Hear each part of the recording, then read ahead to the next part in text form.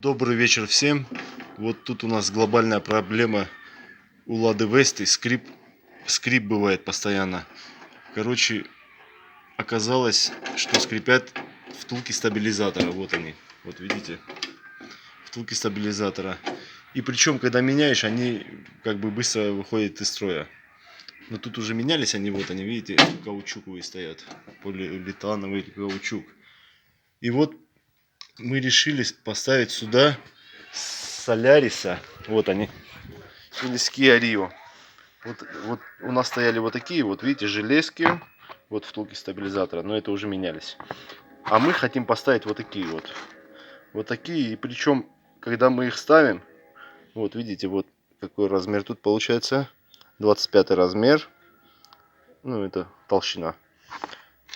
Если их менять, то есть придется менять и вот эту железку. Тоже ставим Соляриса или Kia Rio.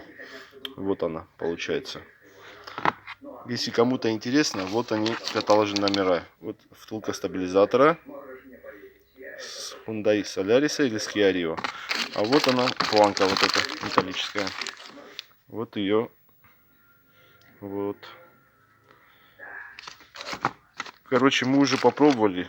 На самом деле поставили. На самом деле помогло. И служит очень долго. Так что, если кому-то помог, ставьте лайки. Спасибо.